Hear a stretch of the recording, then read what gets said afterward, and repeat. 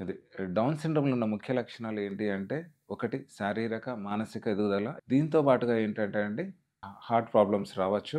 Musculoskeletal generalized hypotonia ఉంటుంది. Muscle weakness ఉంటుంది. మరి ముఖ్యంగా థైరాయిడ్ ప్రాబ్లమ్స్, హైపోథైరాయిడిజం వచ్చే ఛాన్స్ ఉంటుంది. అలాగే విజన్ వాళ్ళ క్యాటరాక్ట్ గానివ్వండి, చూపుకు సంబంధించిన సమస్యలొచ్చేదానికి అవకాశం ఉంది.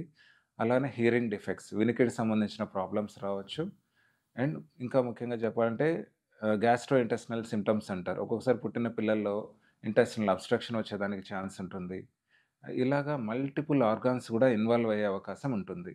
ఒక్కొక్కసారి ఏమవుతుందంటే వయసు పెరిగే కొద్దీ డౌన్ సిండ్రోమ్ వల్ల ఫ్యూచర్‌లో కొన్ని కొన్ని అదర్ ఆర్గాన్స్ ఇన్వాల్వ్‌మెంట్ అంటే సిలియాక్ డిసీజ్ రావచ్చు. అదేవిధంగా హెమటోలాజికల్ ప్రాబ్లమ్స్ అంటే మిగతా వాళ్ళతో కంపేర్ చేస్తే వీళ్ళకి బ్లడ్ క్యాన్సర్స్, ల్యూకేమియా ఇలాంటివి వచ్చే అవకాశాలు కొంత ఎక్కువగా ఉంటాయి.